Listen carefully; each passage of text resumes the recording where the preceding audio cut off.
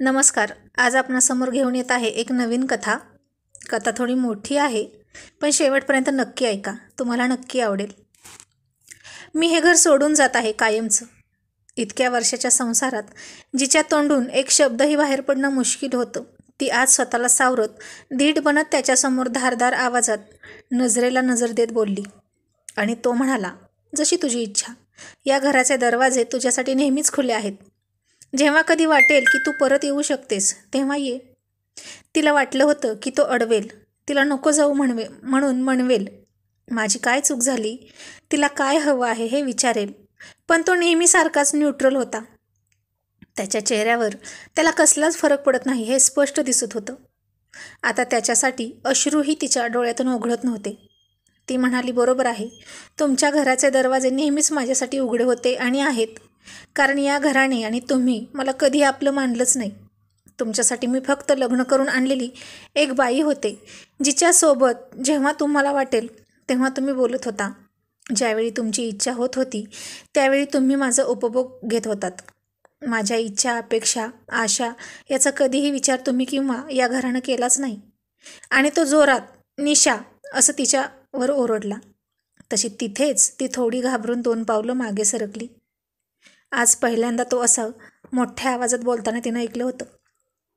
तिला तर तो धड बोलतच नव्हता, मग हक्काने रागावणं तर दूरच. आणि आज असा तो हक्कानं ओरडला होता पहिल्यांदा. आणि ती म्हणाली, आता माझ्यावर ओरडून काहीही फायदा नाही. लग्न झाल्यानंतर जशा बाकीच्या मुलींच्या अपेक्षा, स्वप्न असतात तशाही माझ्याही होत्या. पण तुमच्यासोबत लग्न करून त्या सगळ्या स्वप्नांचा चुराडा झाला. तीही न डगमगता आज तिचं मन मोकळं करत बोलत होती त्याला. मग तो म्हणाला, तुला पाहिजे ती वस्तू या घरात मिळत होती.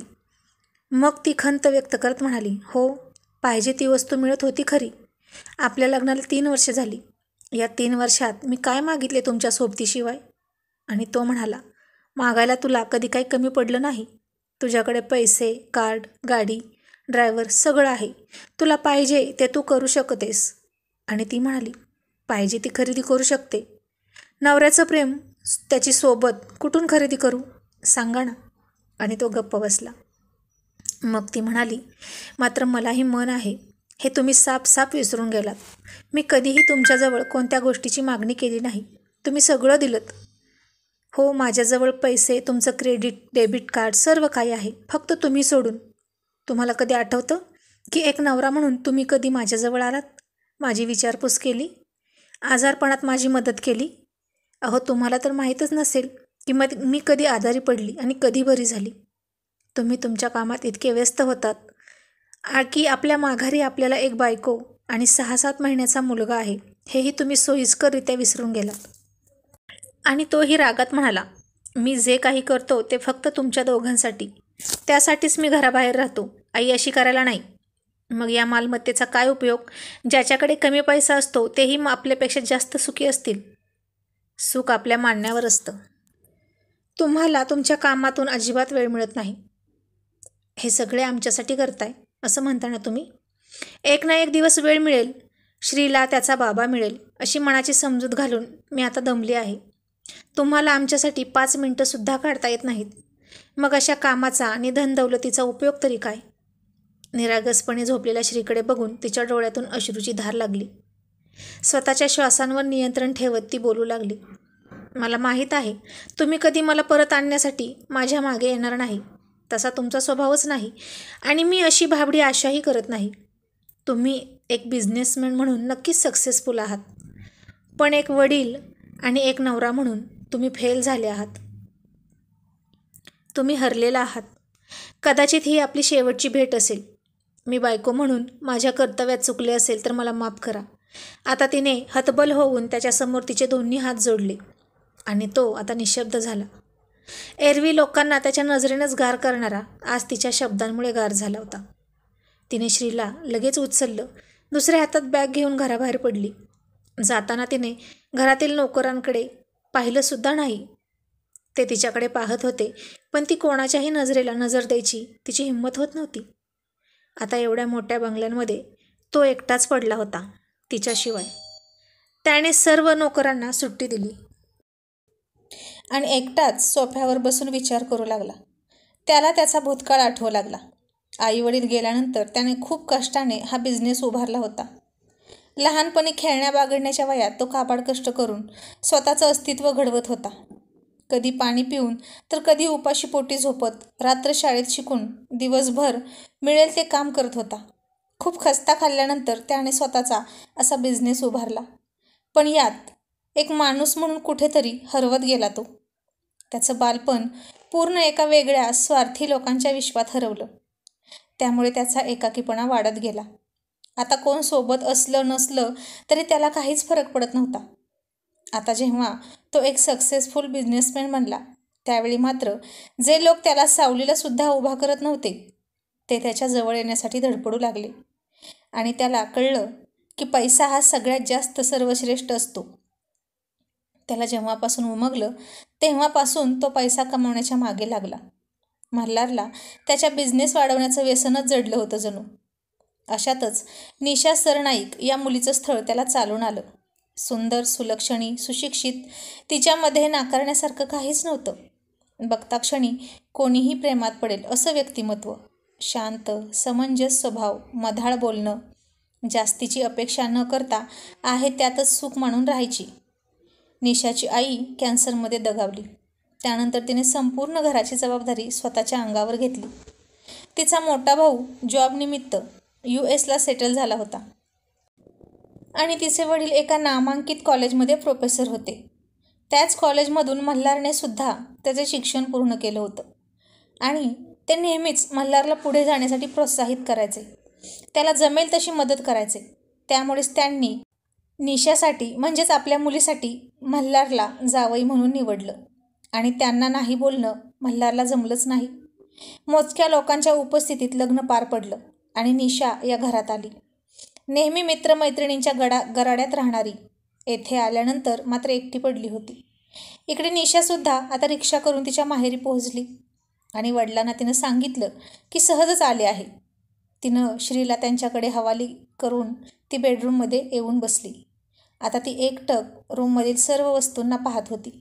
लग्न झाल्यापासून खूप मोजक्याच वेळेस निशा माहेरी आलेली. किती स्वप्न उराशी बाळगत तिने या लग्नाला होकार दिला होता. पहिल्याच भेटीत मल्हार तिला आवडला होता. थोडासा गहूवर्ण रंग, 6.25 फूट उंची, नाक सरळ तरतरीत, त्याचं ते रुबाबदार व्यक्तिमत्व, नेहमी स्वच्छ आणि कडक इस्त्री केलेले कपडे, बोलणं असं की लोकांवर त्याच्या व्यक्तिमत्वाची छाप लगेच पडायची. आणि निशा नकळत भूतकाळात हरवत गेली.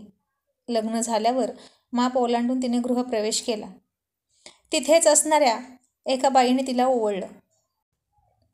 नवीन नवरी म्हणून कोणी कोड कौतुक करणारं नव्हतं घरामध्ये. कोणत्या विधी नव्हत्या तरीही तिने कोणतीही तक्रार केली नाही. हालाकीच्या परिस्थितीत दिवस काढलेल्या मल्हारला आता देवावर विश्वास उरला नव्हता. त्यामुळे शोधूनही तिला देवघर सापडलं नाही. जेव्हा ती त्यांच्या बेडरूममध्ये गेली तेव्हा मल्हार चेंज करून हातात विस्कीचा ग्लास घेऊन गॅलरीमध्ये बसला होता. नव्या नवरीची असतात तशी असंख्य स्वप्न तिची सुद्धा होती.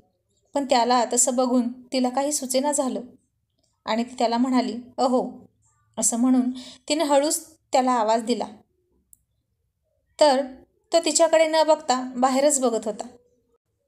मग ती तशीच पुढे म्हणाली, ते मी देवघर शोधत होते पण कुठे आहे समजलं नाही मला. आणि तो म्हणाला, ज्याचं अस्तित्व नाही त्याचं मंदिर आणि घर कशाला? तो कोरड्या आवाजात असं म्हणाला आणि ती खूप आश्चर्याने त्याच्याकडे पाहत होती. म्हणजे तिला त्याच्या बोलण्याचा काहीच अर्थ समजला नाही. मग तो म्हणाला, नाही देवघर. पण का? मला रोज देवपूजा करून कामाला सुरुवात करायची सवय आहे. ती थोडंसं रागात आणि मोठ्या आवाजात बोलली.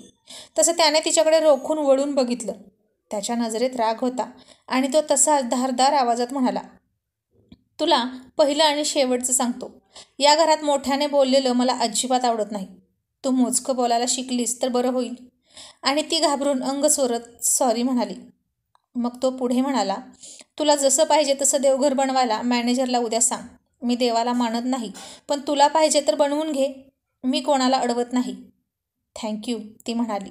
मग तो म्हणाला, तिथं क्लॉथ सेटमध्ये तुझे कपडे ठेवू शकतेस. आता ती फक्त सारखी मान हलवत होती. आणि हो, मला स्वच्छतेची फार आवड आहे. तू ही याची काळजी घेतली तर बरं होईल. अजागळपणा मला आवडत नाही. I just hate dirty human. मी अस्वच्छ माणसांचा तिरस्कार करतो. तिने होकारार्थी मान हलवली आणि तो म्हणाला, चेंज करून ये, डिनर तयार असेल. आणि हो, टेबलवर काही क्रेडिट आणि डेबिट कार्ड ठेवले आहेत. जेव्हाही तुला गरज पडेल तू वापरू शकतेस. माझ्यावर अवलंबून राहण्याची काहीच गरज नाही. पासवर्ड तुला मेसेज केला आहे. तिने पुन्हा नुसती मान हलवत हो म्हणाली. त्याचं बोलणं झाल्यावर तो बाहेर निघून गेला आणि ती तिथेच उभी राहून मनात सुटकेचा निश्वास टाकत म्हणाली, हे काय होतं? असा कसा हा? पहिल्या रात्री नवरा आपल्या बायकोचं कौतुक करतो. दोघे एकमेकांना समजून घेतात. पण इथं जसं की कोणती मीटिंग चालू होती. तो तिचा बॉस असल्यासारख्या सूचना तिला देत होता आणि ती त्याची एम्प्लॉय असल्यासारखी मान हलवत होती. असा आभास तिला होत होता. पण असतो एकेकाचा स्वभाव म्हणून तिने मनावर जास्त घेतलं नाही आणि साधीशी सिफॉनची साडी घालून तीही जेवणासाठी बाहेर आली तर मल्हार तिची वाट बघत होता आणि घरातल्या नोकरांची तिला ओळख करून देत होता आणि म्हणाला, या आशा मावशी आहेत. इथं काम करतात आणि मागेच राहतात. तुला काही हवं असेल तर यांना सांगत जा. त्यांनीसुद्धा हसून प्रतिसाद दिला आणि म्हणाली, आज तुमच्यासाठी गोडाचं जेवण बनवलं आहे. त्यांनी ताट वाढून दिलं आणि किचनमध्ये निघून गेल्या. मल्हार काहीच न बोलता चुपचाप जेवण करत होता. पण तिला मात्र इतकं मोठं घर, नवीन लग्न, मल्हार या सगळ्यांचं खूप दडपण आलं होतं. म्हणून एकही घास घशातून खाली उतरत नव्हता. कसे बसे 2 घास खाल्ले तर तो केव्हाच जेवण करून रूममध्ये निघून सुद्धा गेला होता. पहिल्या रात्रीची भीती तिच्याही मनात होती. असंख्य भावनांची गर्दी तिच्या मनात झाली होती. पण मनाला आवर घालत तीही बेडरूममध्ये आली तर तो तिथे नव्हता. तिने त्याची खूप वाट पाहिली. त्याची वाट बघत दमल्यामुळे तिची कधी झोप लागली समजलंच नाही. दुसऱ्या दिवशी ती उठायच्या अगोदरच तो तयार होऊन आरशासमोर केस विचारत होता आणि अपराधी वाटून ती त्याला म्हणाली, सॉरी, मला जाग नाही आली. इट्स ओके, मला मीटिंग आहे, मी जातोय. जातो नाही, येतो म्हणावं, नेहमी आई म्हणायची, असं निशा म्हणाली. त्याने पलटून तिला बघितलं. नुकतीच झोपेतून उठलेली, थोडेसे सुजलेले डोळे, विस्कटलेले केस, अंगावर रात्रीचीच साडी, कोणताही मेकअप नाही, तरीही मनमोहक दिसत होती ती. आणि येतो असं म्हणून तिला एक नजर बघून तो ऑफिसला निघून गेला. तिनेही आवरून घरात फेरफटका मारला. काल तिला जास्त काही कळलंच नव्हतं. नंतर तिला समजलं, मल्हारचे आणखी एक बेडरूम आहे जिथे तो कधी कधी राहतो. रात्रीही तो तिथेच होता. दिवसभर तिने नोकरांकडून त्याला काय आवडतं, त्याच्या आवडीनिवडी जाणून घेतल्या. त्याचा दिनक्रम कसा असतो ते समजून घेतलं. दुपारी त्याचा मॅनेजर आला होता. त्यावेळी तिला काय काय हवं आहे हे तिनं सांगितलं. तिला जसं देवघर हवं तसं बनवून घ्यायला मल्हारने सांगितलं होतं. त्यानेच तिला रात्रीच्या पार्टीबद्दल सुद्धा सांगितलं. दिवसभर मल्हारने तिला एकही कॉल, मेसेज केला नव्हता. लग्नानंतरचा हा दुसरा दिवस होता त्यांचा. मग तिने कपाटात बघितलं तर वेगवेगळ्या प्रकारच्या डिझायनर साड्या होत्या. ज्वेलरी होती. त्यातली साडी आणि नेकलेस तिने घालायला घेतला. संध्याकाळी 6च्या सुमारास तो परतला तेव्हा ती ब्लाऊजच्या मागची नॉट लावण्याचा प्रयत्न करत होती. त्याने ते बघितलं आणि तिला वाटलं की तो बांधून देईल. पण तसं काहीच झालं नाही. तो त्याचा आवरायला निघून गेला. तिनं पुन्हा हताश होत तसंच कसं तरी बांधून ती बाहेर येऊन त्याची वाट पाहू लागली. तोही ब्लॅक कलरचा सूट घालून तयार होऊन आला. त्याला बघून तिला स्वतःचाच हेवा वाटू लागला. इतका हँडसम माणूस आपला नवरा आहे. दोघेही एका 5 स्टार हॉटेलच्या जवळ पोहोचले. लोकांची खूप गर्दी होती. ती गर्दी बघून तिला धडकीच भरली. ती बाहेर बघत पदरासोबत चाळे करत होती. त्याच्याही हे लक्षात आलं. तो म्हणाला, घाबरू नकोस. आणि इतक्यात तिच्या पाठीवर त्याच्या थंड हाताचा स्पर्श तिला जाणवला आणि तिचा रोम रोम शहारला. तुझी नॉट सुटली होती ना, ती बांधत होतो.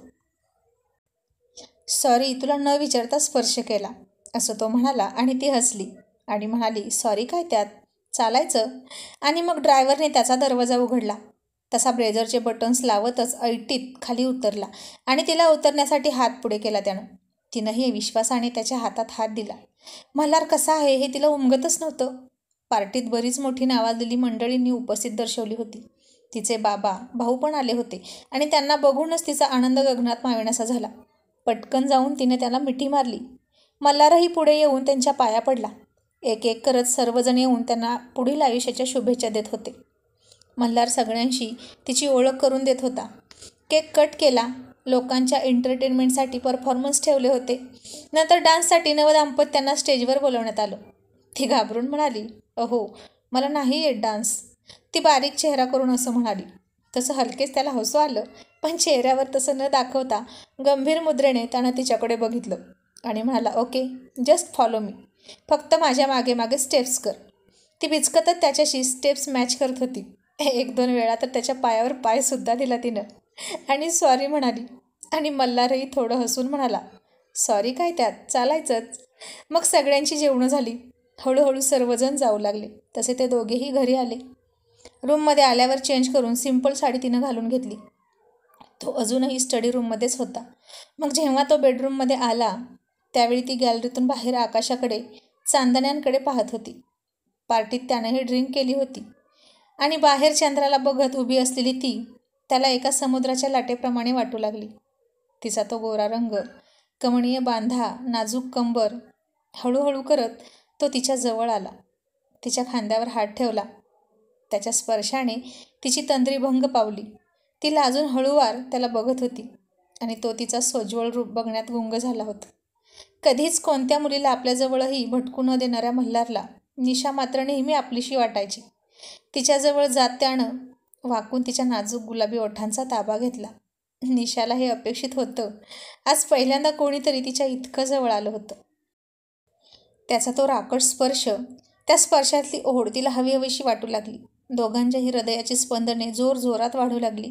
तिला दोन्ही हातात उचलून त्यानं बेडवर आणली आणि लाईट्स ऑफ करून तो तिच्यावर प्रेमाचा वर्षाव करू लागला. तो कोणत्याही प्रकारची घाई गडबड न करता तिच्या कलाकलाने घेत तिला फुलवत होता आणि दोघेही घामाने डबडबले. एकरूप होऊन एक जीव झाले. दुसऱ्या दिवशी दोघेही उशिरापर्यंत झोपले होते. मोबाईलच्या आवाजाने मल्हारला जाग आली. त्यानं पाहिलं तर निशा त्याला बिलगून झोपली होती. त्याने तिच्या चेहऱ्यावरून प्रेमळ हात फिरवला. हळूच तिचं डोकं खाली ठेवून आवरायला गेला. 10-15 मिनिटांनी तिलाही जाग आली. बघितलं तर शेजारी मल्हार नव्हता. कालची रात्र आठवून तिला आणखीनच लाजायला झालं. तिने पटपट साडी व्यवस्थित केली. जेव्हा तो आवरून बाहेर आला त्यावेळी त्याला बघूनच तिचे गाल आणखीनच आरक्त झाले. कसेबसे कपडे घेत तिने बाथरूममध्ये पळ काढला. त्या रात्रीनंतर थोडं का होईना कामापुरता मल्हार तिच्याशी बोलायचा. संपूर्ण घराचा आता तिने ताबा घेतला होता. त्याच्या सगळ्या आवडीनिवडी ओळखून सकाळच्या चहापासून रात्रीच्या जेवणापर्यंत सगळं तीच बघायची. त्याच्यासाठी ड्रेस चॉईस करून ठेवायची. कशासाठी म्हणूनच त्याला कोणालाच आवाज द्यायची गरजच वाटायची नाही.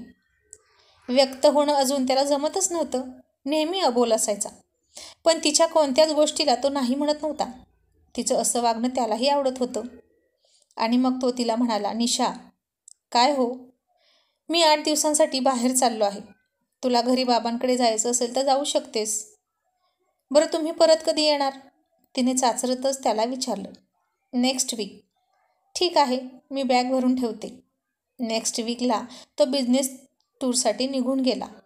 तीही काही दिवसांसाठी बाबांकडे गेली. पण त्याची आठवण सारखी त्रास द्यायची तिला. 2 दिवस झाले होते त्याला जाऊन. त्याने एकदाही कॉल केला नव्हता. जस्ट पोहोचला हा मेसेज मॅनेजरतर्फे तिला भेटला. तरीही तिने 4-5 दिवसानंतर हिंमत करून त्याला कॉल केला. 2-3 रिंगनंतर त्याने कॉल घेतला. हॅलो.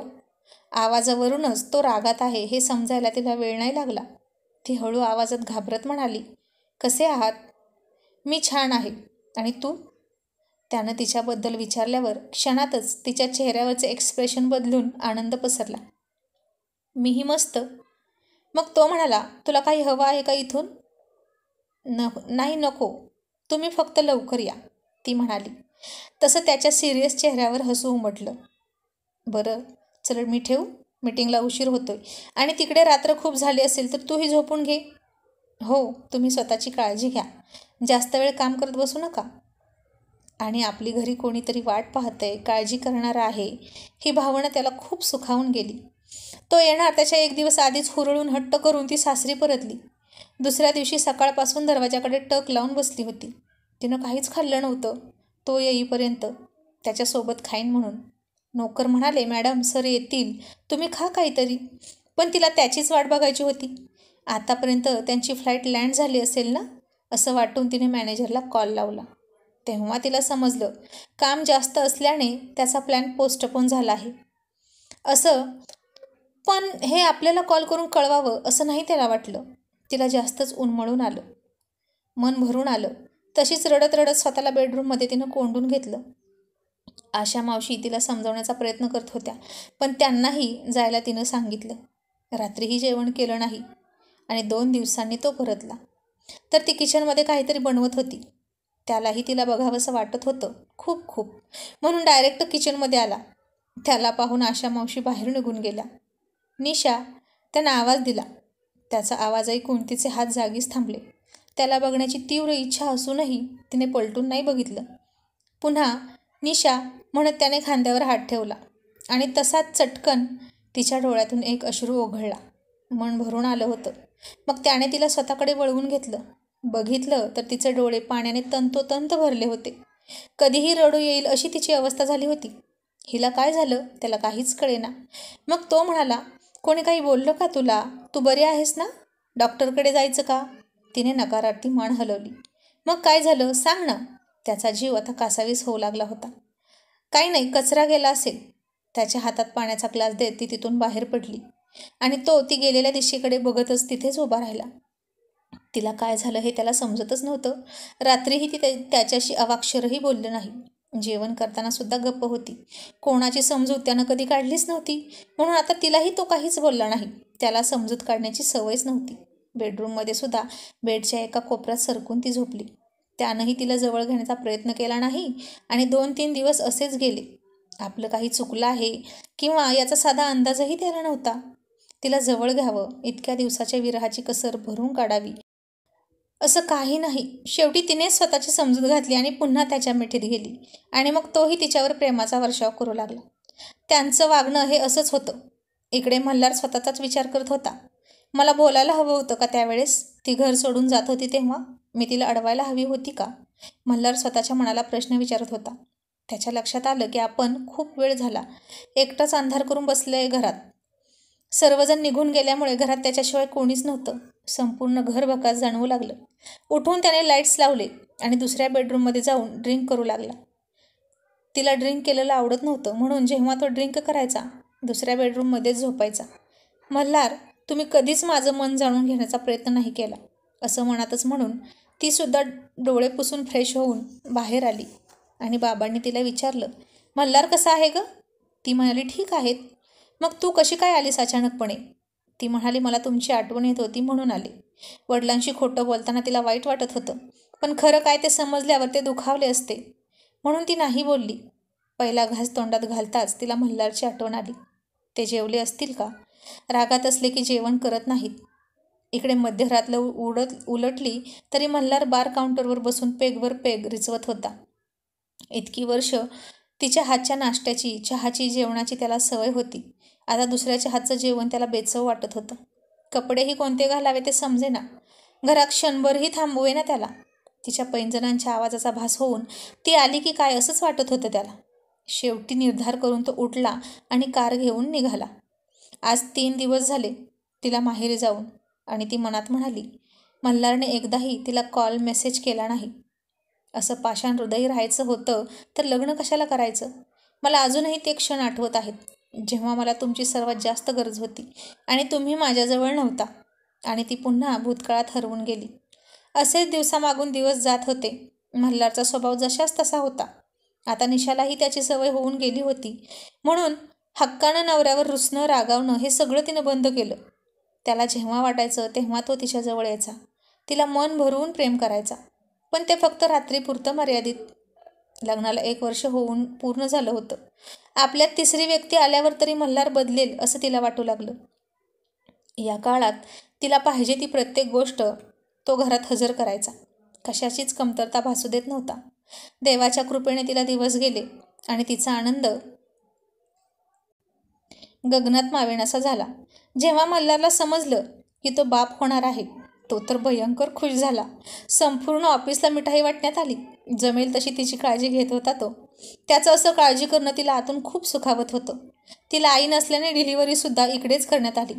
छोट्या श्रीला हातात घेतल्यावर जगातील सर्व सुख पदरी असल्यासारखं वाटू लागलं त्याला. निशाचा संपूर्ण वेळ श्रीमध्ये जात होता. बिझनेस वाढत होता.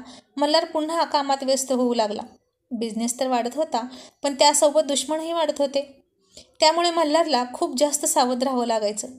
श्री आल्यानंतर त्याला सर्व काही मिळायला हवं म्हणून दिवस रात्र मिळून तो मेहनत करत होता. 6 महिन्यानंतर 2-3 दिवस मल्हार कामात पूर्णपणे गळून गेला होता. घरी पोहोचायचा तेव्हा दोघेही झोपलेले असायचे आणि इकडे एकाकी श्री आजारी पडला. निशाला काही सुचत नव्हतं. तिनं मल्हारला कॉल केला तर तो उचलत नव्हता. मॅनेजरने तिला तो मीटिंगमध्ये आहे असा मेसेज ड्रॉप केला. रात्र होऊन गेली तरीही मल्हारचा कॉल मेसेज काहीच नाही. तिचा जीव तिळतिळ तुटत होता. श्रीला सलाईन लावताना बघून रात्री उशिरा मल्हार घरी पोहोचला. बघितलं तर लाईट पण लावलेल्या नव्हत्या आणि वॉचमॅननं सांगितलं की श्री आजारी आहे, त्याला ॲडमिट केलं आहे. हे समजताच त्याचे हातपाय गळून गेले. हातातील बॅग खाली पडली. त्याला खूप मोठा धक्का बसला आणि तसाच धावत पळत हॉस्पिटलमध्ये आला. तर शांत मलूल होऊन झोपलेला श्री त्याच्या नजरेस पडला. निशा तिथेच बसून देवाचं नामस्मरण करत होती. त्यानं तिच्या डोक्यावर हात ठेवला, पण स्पर्श ओळखीचा असूनही तिनं डोळे उघडले नाहीत. त्याने श्रीच्या चेहऱ्यावरून डोक्यावरून हात फिरवला तसं त्यानं डोळे उघडले. त्याच्या बोबड्या आवाजात मल्हारशी तो बोलू लागला. त्याच्या आवाजाने निशाने डोळे उघडले आणि श्रीला बघून तिच्या जीवात जीव आला. तो तिच्याशी बोलण्याचा प्रयत्न करत होता, पण यावेळी ती त्याला माफ करणार नव्हती. कसं करू माफ मी तुम्हाला? जेव्हा जेव्हा मला तुमची सर्वात जास्त गरज असते तेव्हा तुम्ही कामात व्यस्त असता. गोष्ट माझी होती तेव्हा मी गप्प राहिले, पण श्रीच्या बाबतीत मी हे सहन करणार नाही, कधीच नाही. नकळत तिचेही डोळे पुन्हा पाणावले. आता संध्याकाळ झाली होती आणि तो तडक निशाच्या बाबांच्या घरी आला. त्याला पाहून बाबा म्हणाले, अरे मल्हार, ये ये. आणि बाबांच्या तोंडून मल्हारचं नाव ऐकताच तिच्या हातातून वस्तू गळून पडली. जर ह्याने सगळं काही बाबांना सांगितलं आणि काही कमी जास्त झालं तर? हा विचार करून तिच्या काळजात धस्स झालं. त्यानं वाकून त्यांचा आशीर्वाद घेतला. निशा, मल्हारला चहा पाणी घेऊन ये, बाबा म्हणाले.